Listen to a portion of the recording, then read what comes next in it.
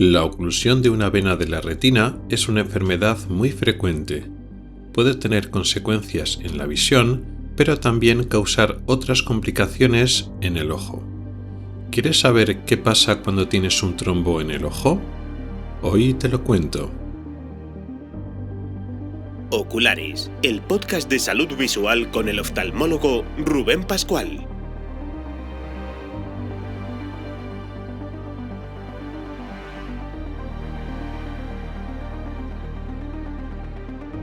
Bienvenido al primer episodio de enero de 2025. ¡Comenzamos!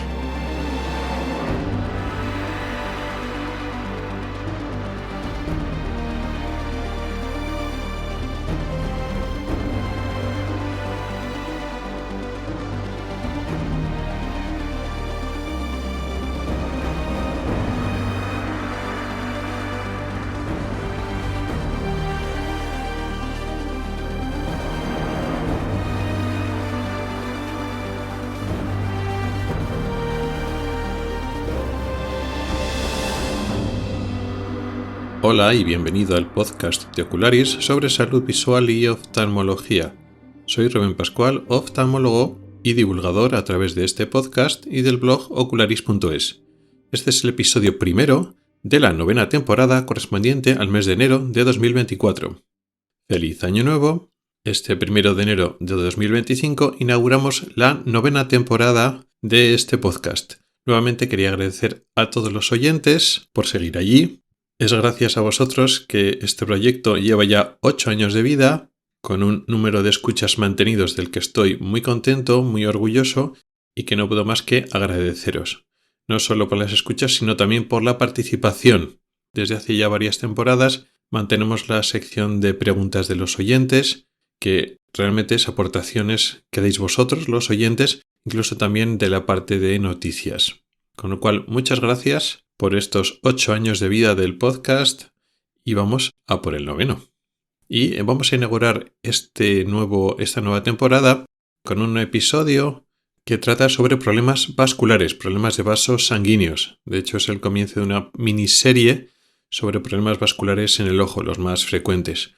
Vamos a empezar en el que quizá es el más frecuente de todos, que es la oclusión venosa, un atasco, un trombo en una vena del ojo, concretamente una vena de la retina. Eso es lo que vamos a hablar hoy en el tema principal. Y para futuros episodios quedarán las oclusiones arteriales de la retina y luego también las oclusiones, los problemas vasculares o infartos, si lo queremos llamar así, de forma un poco coloquial, del nervio óptico. Pero antes de pasar al tema principal, en la sección de noticias tenemos que hablar de un medicamento que está de moda. No es de oftalmología, es un medicamento que se usa para la diabetes, pero también se está utilizando mucho fuera de indicación o off-label, que es el Ozempic o Ozempic, cuyo nombre químico es la semaglutide. Y vamos a hablar de una posible complicación importante, posible complicación grave, que puede estar ocurriendo en pacientes que utilizan esta medicación, un posible riesgo para la visión. Y en la parte de preguntas de los oyentes vamos a hablar de la sensibilidad al contraste, una prueba funcional, un test que podemos hacer a nuestra vista y que puede dar información sobre cómo vemos, lo bien o lo mal que vemos. Vamos a hablar de este test, por qué no es muy usado, ventajas y desventajas de utilizarlo.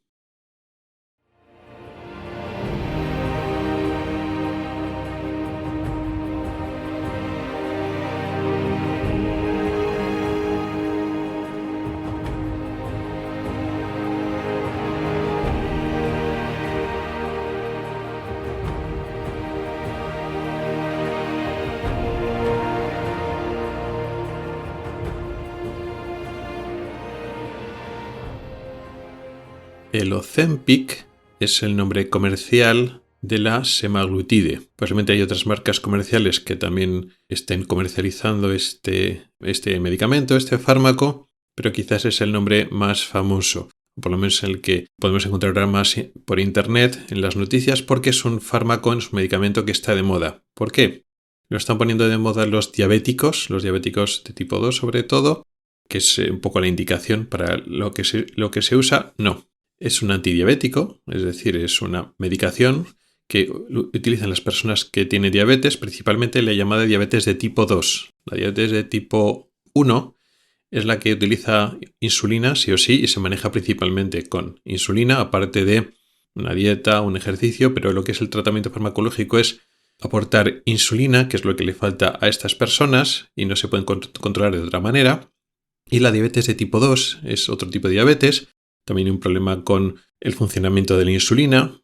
A veces no es directamente que falte la insulina o no en tanta medida como los diabéticos de tipo 1, sino que puede ser un problema de lo que se llama resistencia periférica a la insulina. A veces lo que ocurre es que los tejidos, el órgano diana, las células diana de la insulina, no responde bien a la insulina, tiene una especie de resistencia a su efecto.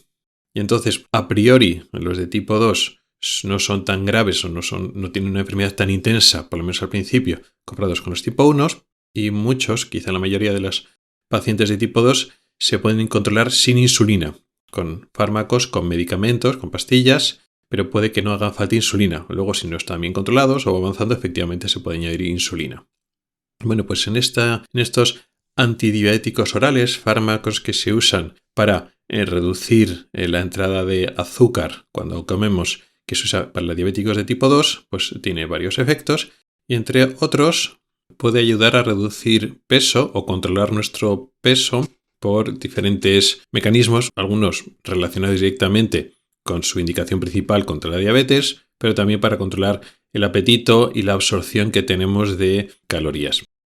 El caso es que en muchos países, quizá más en Estados Unidos, y tenemos más noticias de Estados Unidos, pero pero cada vez en más países, su utilización off-label, su utilización fuera de indicación médica estándar, está siendo más importante que su indicación real.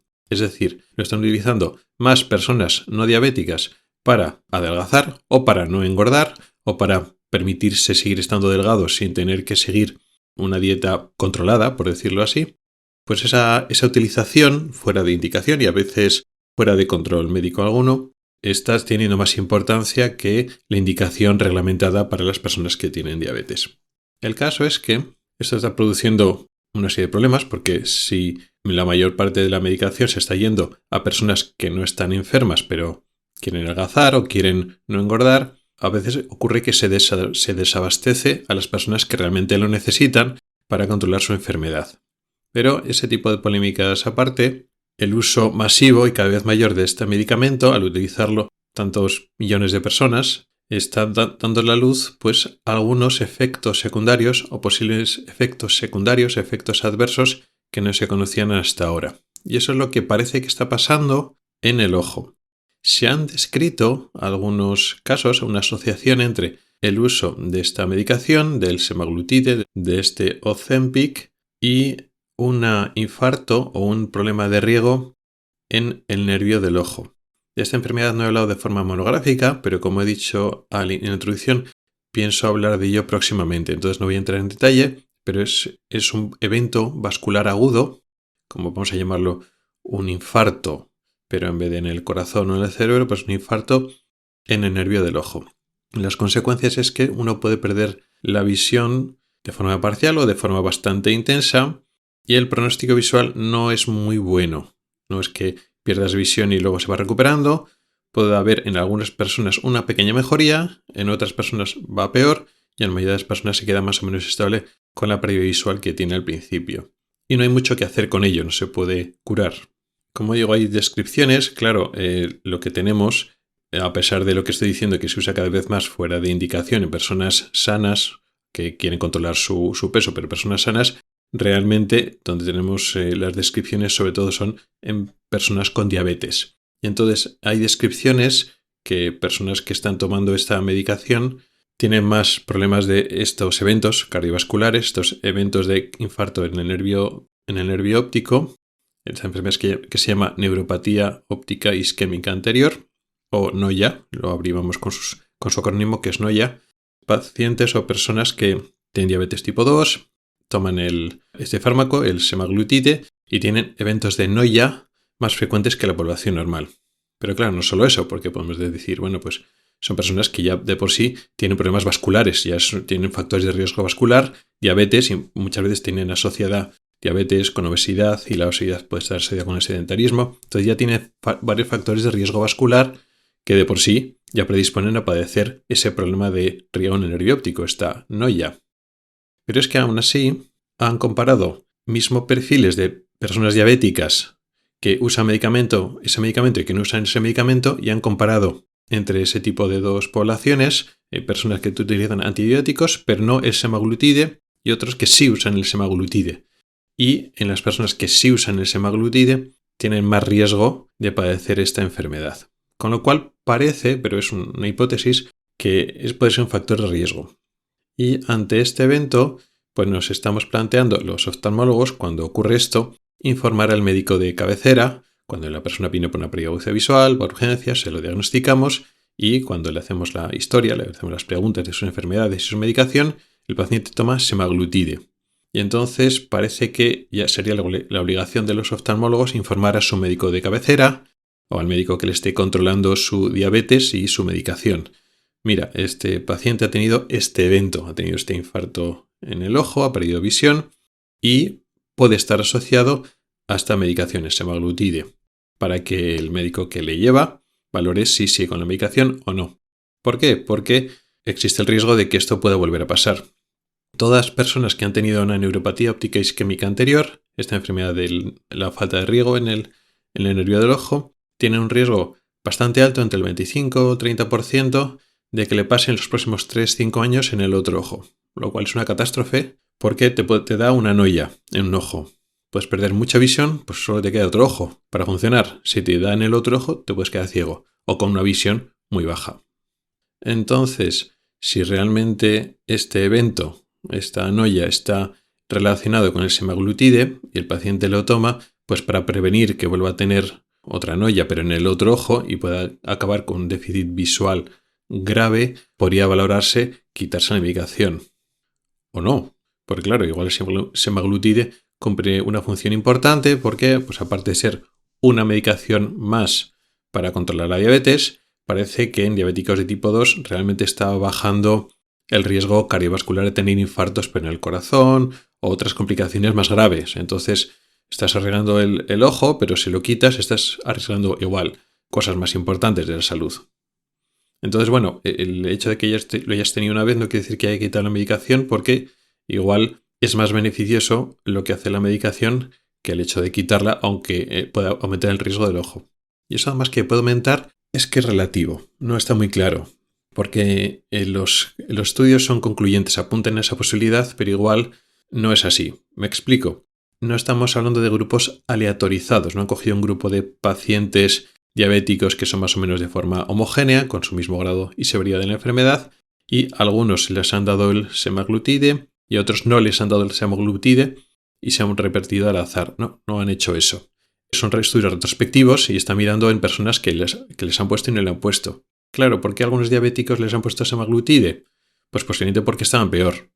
Los diabéticos que están mejor controlados no le ponen semaglutide. Entonces, claro, si estás poniendo esta medicación a los diabéticos que están peor, si están peor es que su situación cardiovascular, su riesgo vascular es mayor.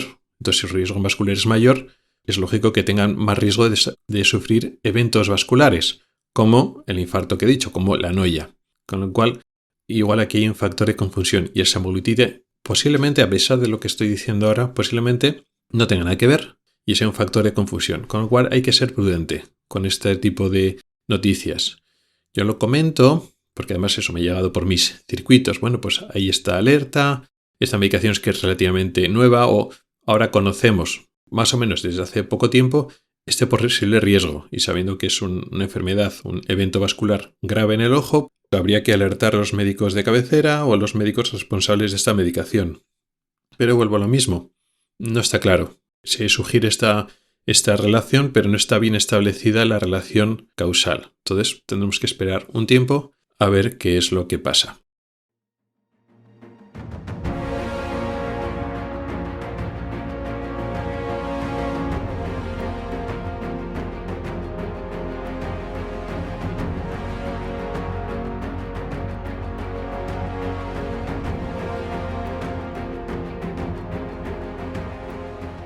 En el tema de hoy vamos a seguir hablando de eventos vasculares, factores de riesgo cardiovascular.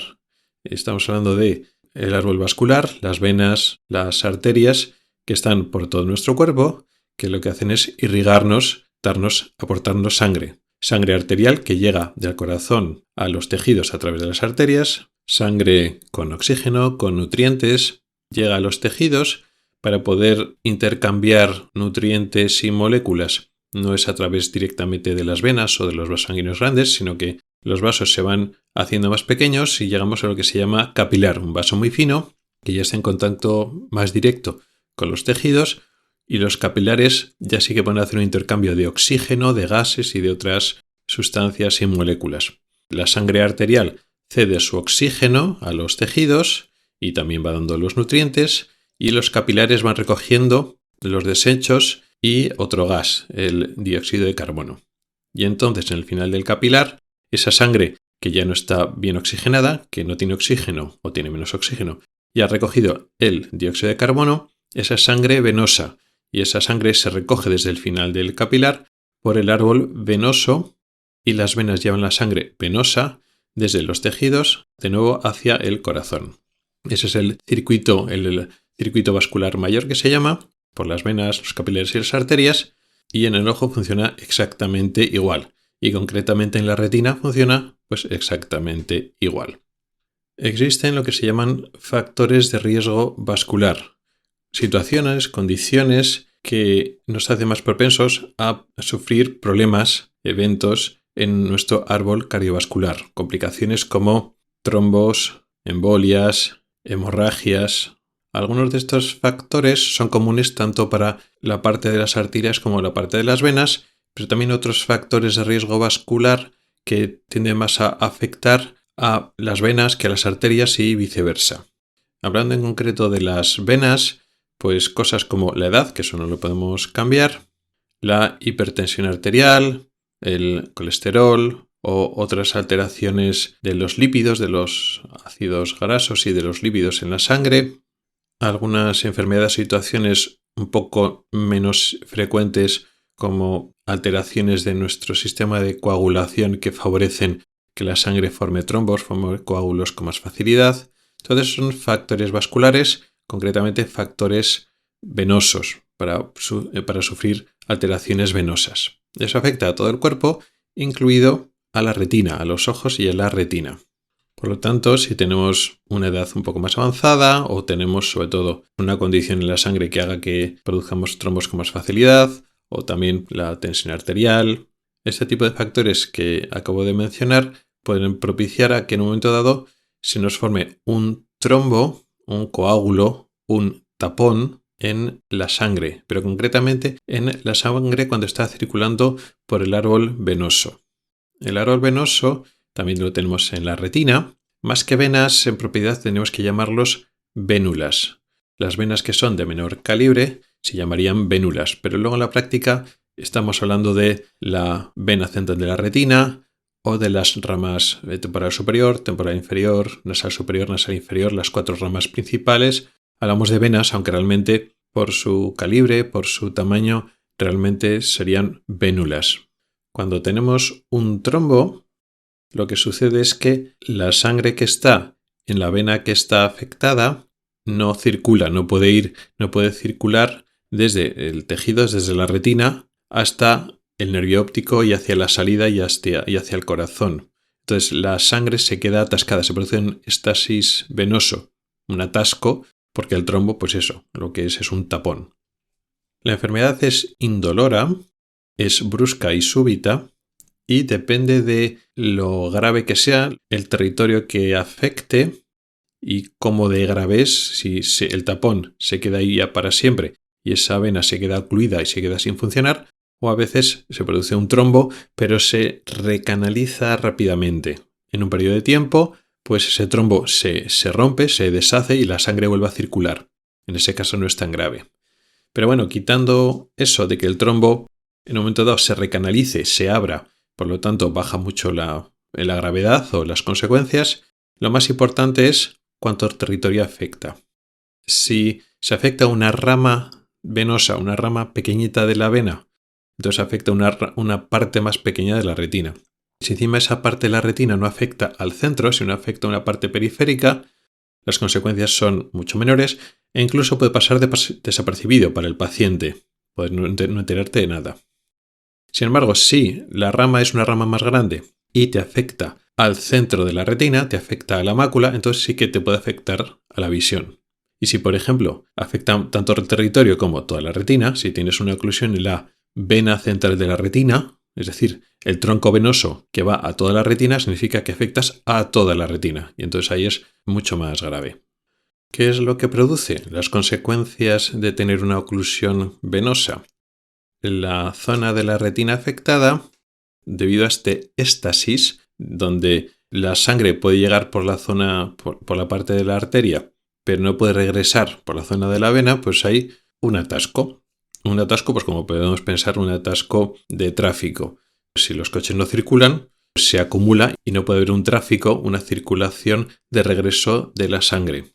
Al entrar el flujo de entrada arterial, pero no haber flujo de salida venoso, esa diferencia de presiones hace que se acumule líquido, se acumula agua, líquido claro, que se extravasa, sale por los capilares de la parte arterial, pues sale agua al tejido, a lo que se llama tejido extracelular, al agua que hay entre las células, pero ese agua no retorna hacia la parte venosa del capilar porque hay un atasco. Entonces se produce lo que se llama edema.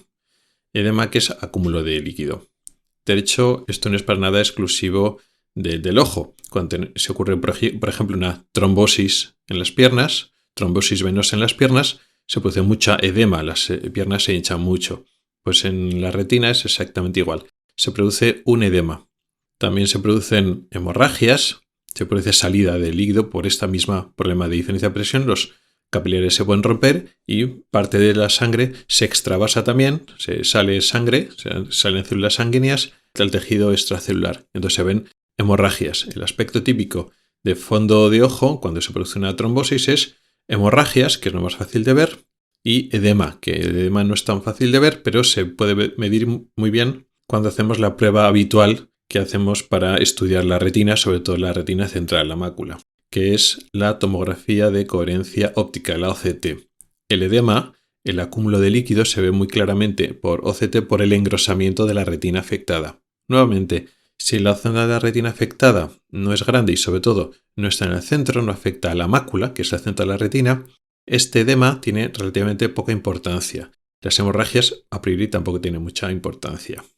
Sin embargo, si afecta a la mácula en su totalidad o en una parte de la mácula, entonces sí, el paciente va a perder visión porque ese edema interfiere en la visión. También si tienes hemorragias, si las hemorragias afectan al centro, efectivamente la hemorragia hace un efecto pantalla. La sangre es opaca y no podemos ver a través de la sangre. Pero la sangre, aunque tiene importancia al principio, no tiene tanta importancia a largo plazo ni a nivel pronóstico, porque la hemorragia va a desaparecer. Esas células sanguíneas, esos glóbulos rojos, esos hematíes, se terminan reabsorbiendo, pero el edema puede quedar. Y entonces lo que nos va a quitar visión a largo plazo es el edema, ese acúmulo de líquido que se queda ahí meses o años, y a veces para siempre, a veces no se quita. Y cuando ese edema afecta al centro, a la mácula, cuando tenemos un edema macular, ese edema macular nos quita visión. Y eso es no lo más importante, pero es de las dos cosas más importantes que producen estos problemas vasculares. Si tienes una oclusión vascular que afecta a la mácula, uno de tus dos problemas más importantes es el edema macular y cómo manejarlo. ¿Cuál es el otro problema? Bueno, la zona que se ha quedado trombosada, el área de la retina que se ha visto afectado por esta oclusión, por esta trombosis, no solo se afecta lo que es la parte venosa. La parte venosa es lo que más afecta con el edema y las hemorragias. Pero claro, al final, si intenta entrar sangre arterial, pero no sale sangre venosa, al final el circuito se termina parando, porque entonces la sangre arterial no está entrando de forma... no hay un circuito que esté fluyendo.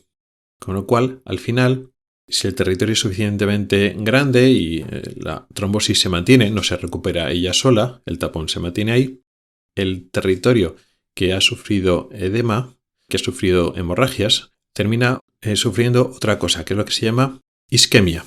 Isquemia, que es falta de oxígeno.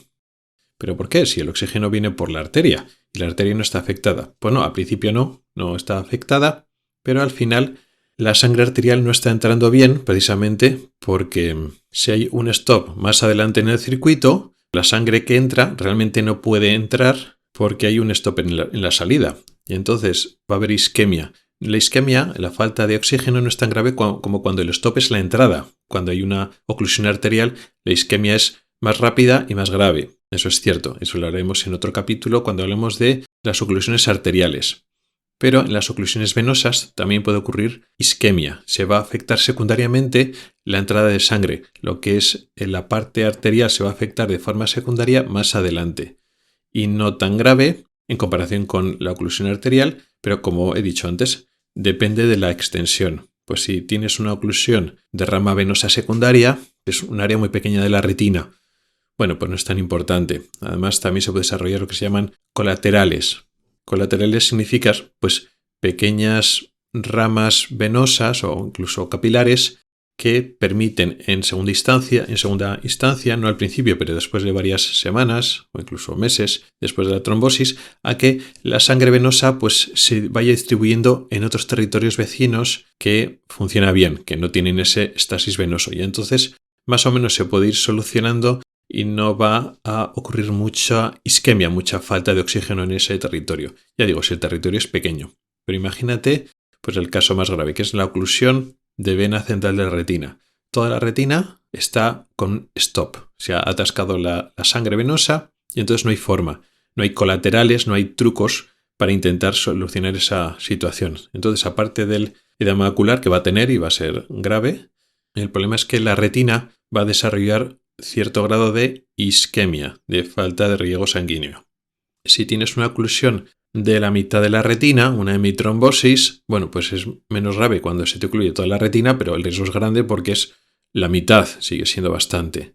Entonces, pues el riesgo disminuye conforme la rama es más pequeña y va aumentando cuando la rama es más grande, se acerca más a los troncos principales y el área de retina afectada es más extensa. Por lo tanto, tenemos que vigilar no solo el edema macular, y hay que tratarlo cuando está, sino tenemos que ir vigilando la isquemia. La isquemia no sucede al principio, durante las primeras semanas, pero sí en los meses posteriores. Entonces hay que vigilar, pues eso, depende de la oclusión, si es de rama pequeña pues no hace falta, pero en oclusiones centrales o oclusiones que abarcan una parte grande de la retina, tenemos que ir viendo cómo se va resolviendo y si el ojo desarrolla signos de isquemia. ¿Por qué? Cuando la retina sufre de isquemia, esa zona que le falta oxígeno va a mandar señales químicas. Esas señales químicas como de que se está ahogando, se está asfixiando, y esas señales químicas que podemos pensar, pues os servirá para ayudar.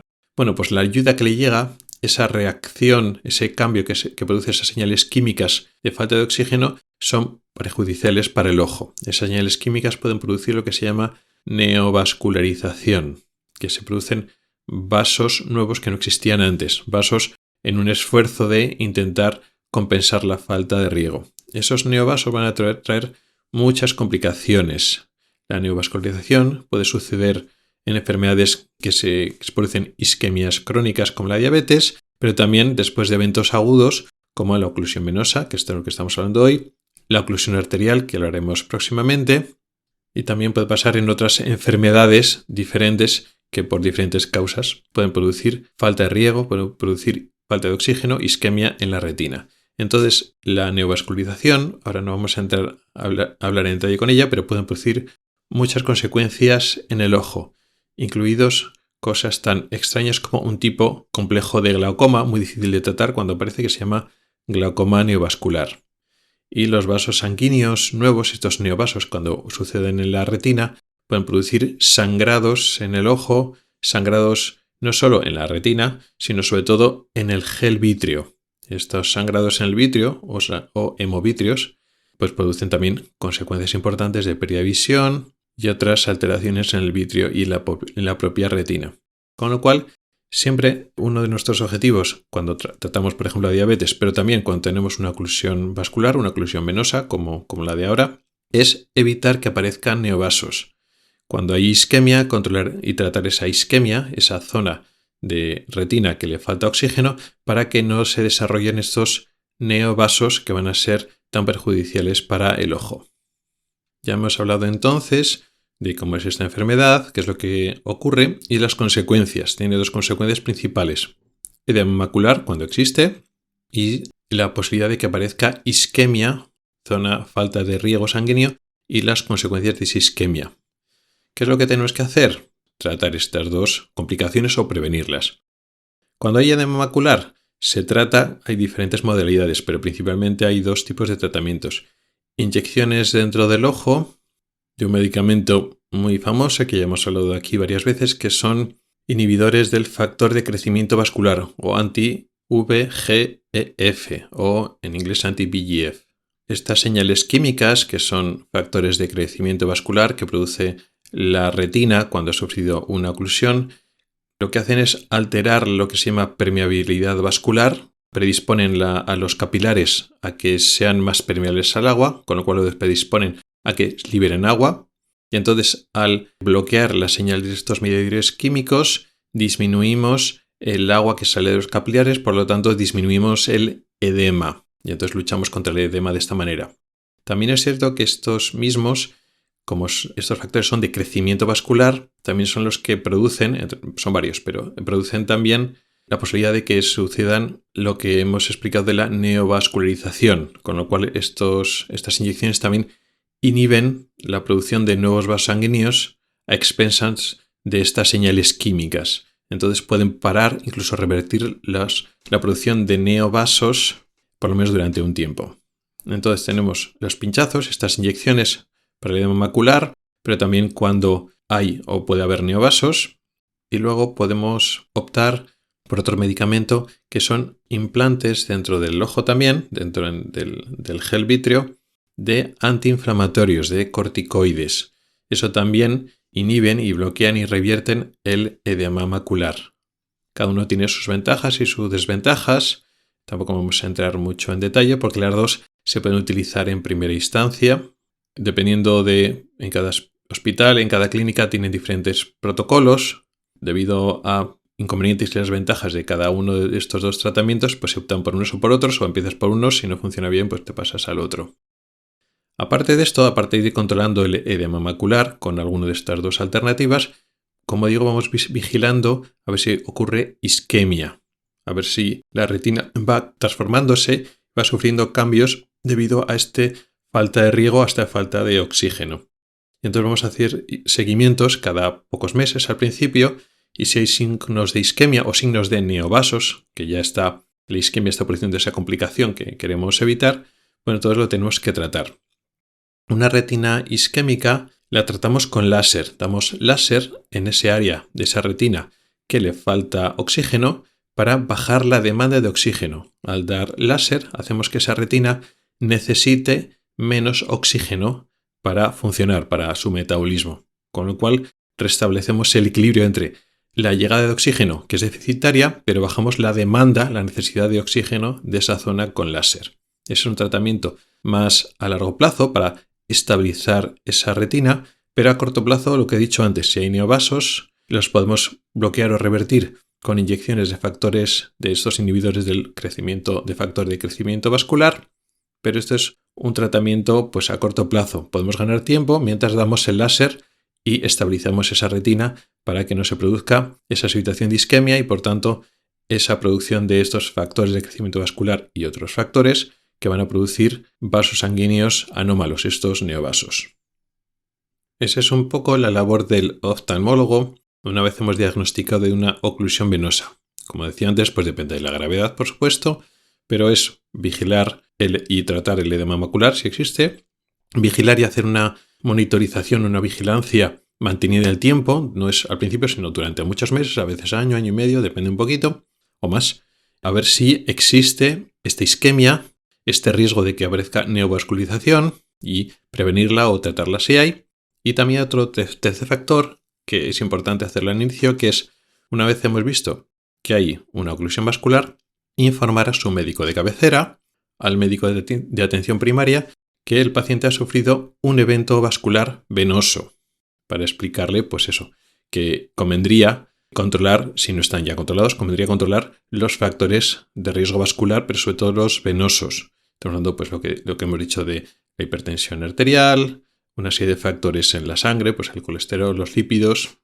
A veces todo esto ya es conocido y el paciente ya lleva un seguimiento por esto, pero a veces no. A veces es un paciente que previamente estaba sano o tenía pues igual tenía diabetes o tenía una hipertensión arterial en principio bien controlada, sin más, pero no había tenido ningún evento vascular previamente. Pues el médico de cabecera tiene que saber que ha sufrido un evento vascular y que tenga conocimiento y entra en su historia. No es lo mismo una persona con esta edad, de este sexo, que toma esta medicación para hipertensión arterial controlada, pero no ha tenido un evento. O no, ahora ha tenido un evento. Pues mira, pues igual hay que repetir otra vez la analítica de sangre, porque lo hicimos hace 2 años que estaba bien, igual hay que repetirla. Pues mira, ahora hay factores alterados. O la tensión arterial que estamos mirando 2 veces al año, pues resulta que está alta y hay que controlárselo más de cerca. En fin, puede cambiar el manejo porque ya es una persona que ha tenido un evento vascular. Por lo tanto, normalmente el oftalmólogo se pone en contacto con el médico de cabecera para explicarle muchas veces a través de una interconsulta o la respuesta de una interconsulta o de la manera habitual que se lleve la comunicación entre atención primaria y atención especializada. Porque además del manejo de lo que ha sucedido en el ojo, las consecuencias que tiene ya la oclusión que ya ha sucedido, se trata de intentar prevenir que el paciente tenga otro tipo de oclusiones venosas o alteraciones o eventos cardiovasculares en el ojo o en otra parte del cuerpo.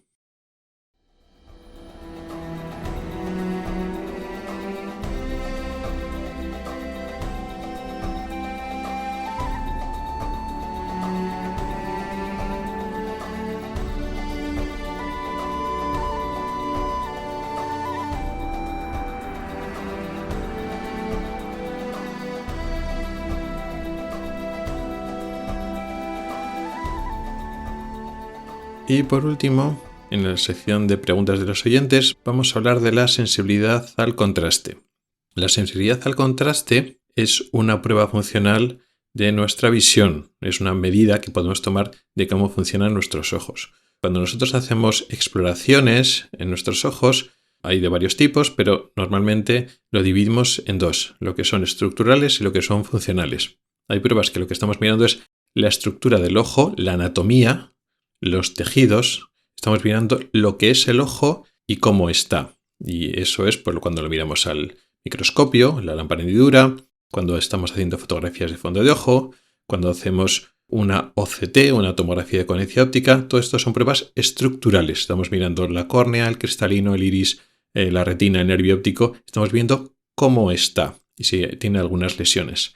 En oftalmología, las pruebas estructurales son fundamentales y tenemos un grado de certeza muy alta en la mayoría de nuestros diagnósticos porque podemos ver casi todas las estructuras del ojo directamente y con mucha resolución. Pero, aunque tenemos menos pruebas funcionales, las pocas que tenemos son muy importantes. Las pruebas funcionales no es cómo está el ojo, qué estructuras tiene el ojo, sino es cómo funciona el ojo, cómo vemos, cómo es nuestra vista de buena, de mala, y si hay algún déficit en la vista, algún problema de vista, exactamente cómo es. Tenemos que medirlo para 2 cosas, varias cosas, pero 2 cosas principales. Para entender lo bien o lo mal que está el paciente con su visión, para saber lo que es capaz y lo que no es capaz de hacer con su vista. Y segundo, para monitorizar, para saber si vamos ganando visión, vamos recuperando visión, ese déficit o problema visual que se tenía al comienzo de una enfermedad se va recuperando con el tratamiento o con el tiempo. Hay 2 pruebas fundamentales que son funcionales para medir la función visual. La agudeza visual, que lo conocemos todos, que es cuando nos preguntan esos optotipos, esas letras en un proyector normalmente, que son letras negras sobre fondo blanco, y nos van preguntando filas de letras cada vez más pequeñas hasta que ya vemos la fila más pequeña que podemos ver. Eso es la agudeza visual y nos mide cómo funciona nuestra visión central, cómo funciona la visión en el centro de nuestro campo visual, que corresponde con el centro de la mácula, con el área que se llama foveal, con la fóvea. Aparte de la agudeza visual, que es la más importante sin ninguna duda, tenemos lo que se llama campo visual. Lo medimos con la campimetría o perimetría. Y aquí estamos midiendo cómo estamos viendo en eso, lo que es el campo visual. Nos ponen estímulos como puntos de luz a intensidades variables. unas luces más o menos intensas y sabemos la intensidad umbral, pues cuál es el mínimo estímulo de luz que somos todavía capaces de ver, y nos van preguntando en diferentes puntos del espacio. Y con eso sabemos si nuestro campo visual funciona bien o no funciona bien, si hemos perdido campo visual o no. Sabiendo nuestra visión central, que es la agudeza visual, que es la agudeza visual fina, que es la visión fina que utilizamos para leer, para reconocer caras, etc. Y sabiendo cómo está nuestro campo visual, si tenemos escotomas, si tenemos pérdidas en el campo visual, que hace que funcionalmente no estemos bien, cuando que nos tengamos déficits visuales, a pesar de tener una buena visión central, con eso cubrimos, pues, voy a decir, entre el 95 y el 97% de las situaciones que vemos en la práctica clínica, las controlamos con agudeza visual o con agudeza visual y el campo visual. Con eso tenemos casi todo. ¿Son las únicas? No. También podemos utilizar de cuando en cuando la visión de los colores. Cuando se afecta la visión de colores, pues nos da información. Lo hacemos de cuando en cuando y para enfermedades muy concretas, no para todas. Pero como digo, con la agudeza visual y campo visual, campimetría, cuando son enfermedades que afectan al campo, como glaucoma, problemas de nervio óptico y más raramente enfermedades de retina, con la agudeza visual y ocasionalmente el campo visual, con eso tenemos una idea clara de cómo ve el paciente, lo que puede hacer el paciente con su visión, lo que no debería hacer el paciente con su visión y cómo va el seguimiento de la enfermedad. Si va mejor, si va peor, si está estable a nivel funcional, cómo va funcionando su visión a lo largo del tiempo. Entonces, ¿qué es la sensibilidad al contraste? La sensibilidad al contraste se relaciona con la agudeza visual en el sentido de que estamos midiendo sobre todo la visión central, pero cuando nos alejamos de las circunstancias ideales de máximo contraste. Cuando medimos la agudeza visual, estamos midiendo blanco, el fondo blanco y las letras negras. Aunque esto no es así, se supone que hay unas condiciones de iluminación ambiente concretas, pero por simplificar vamos a decir que estas son las condiciones perfectas de iluminación y de contraste, para poder ver un objeto lo más pequeño posible en las circunstancias ideales. Pues blanco de fondo y la letra o la silueta del objeto pequeño negro.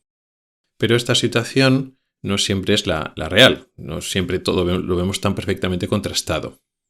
Entonces se trata de medir nuestra visión central en condiciones variables de contraste. Cuando el contraste no es tan bueno, ¿cómo funcionamos? Evidentemente, todos funcionamos peor. Si nos bajan el contraste, la agudeza visual, la cantidad de objetos que podemos ver ya no son tan pequeños, tienen que ser un poquito más grandes si están peor contrastados. Eso nos pasa a todos, lógicamente. Pero puede pasar que haya personas que tengan peor sensibilidad al contraste que otras, debido a enfermedad o de otras circunstancias. Esto, la sensibilidad al contraste, se puede medir. Podemos medir lo bien o mal que está viendo una persona en circunstancias de contraste no óptimas, cuando no hay un contraste del 100%, si estamos, por poner el ejemplo más habitual, estamos midiendo, preguntando letras, preguntando optotipos, y con el fondo blanco, pero en vez de la letra negra, pues gris, y en escalas diferentes de grises. Y entonces eso podemos medirlo, qué porcentaje de gris, a partir de porcentaje de gris que se acerca al blanco, está tan claro que ya no eres capaz de diferenciar la letra. Eso lo podemos medir de ciertas maneras, con diferentes estrategias, la sensibilidad al contraste.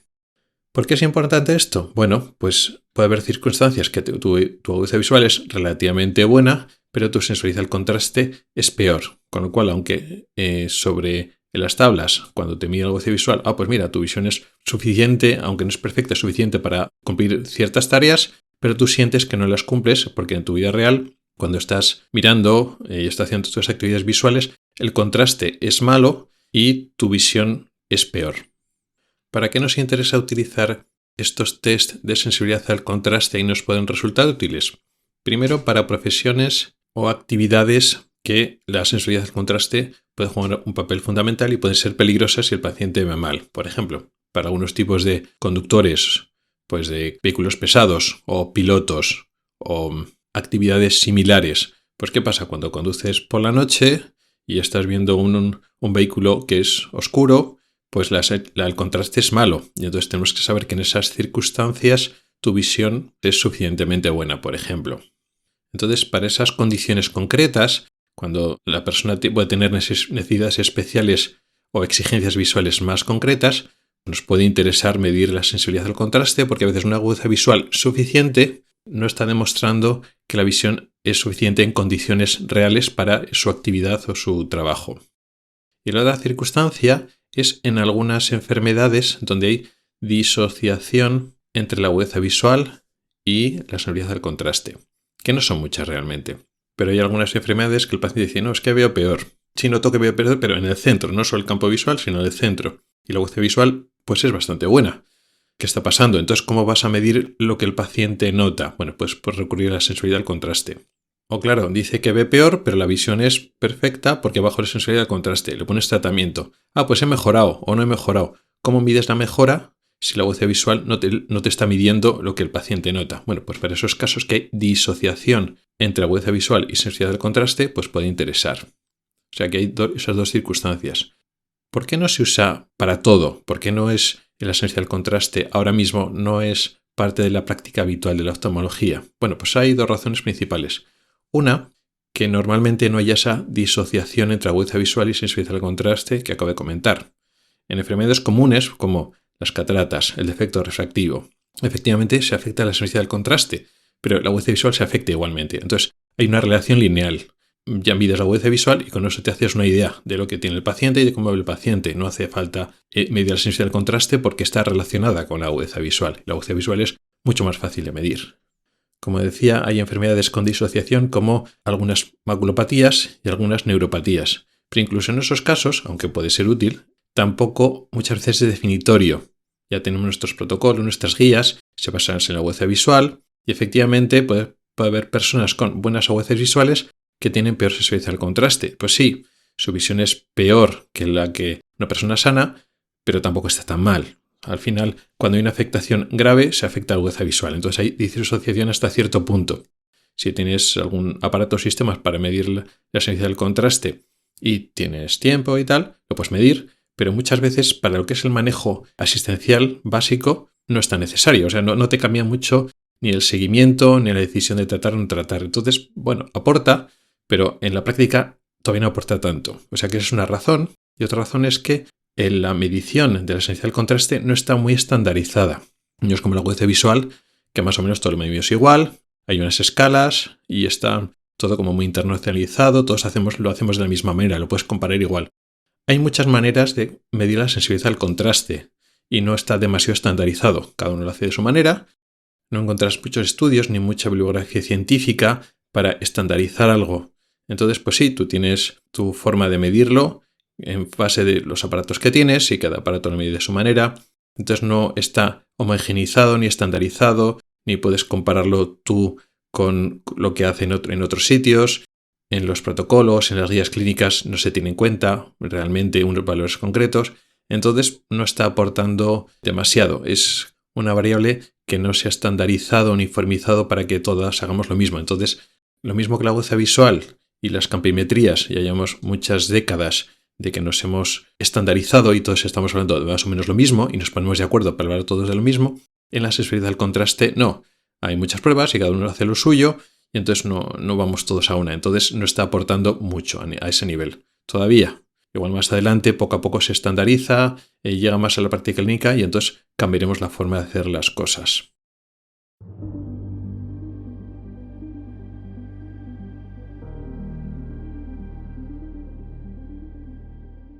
Y con esto hemos llegado al final del podcast de hoy. Un podcast que hemos hablado de oclusiones venosas. Hemos abierto una pequeña serie donde vamos a hablar de eventos vasculares en el ojo. Hoy hemos hablado de lo más frecuente, que son las oclusiones venosas, pero nos quedan por lo menos 2 episodios que hablaremos de otras cosas que pasan en los vasos sanguíneos, esta vez de las arterias en el ojo.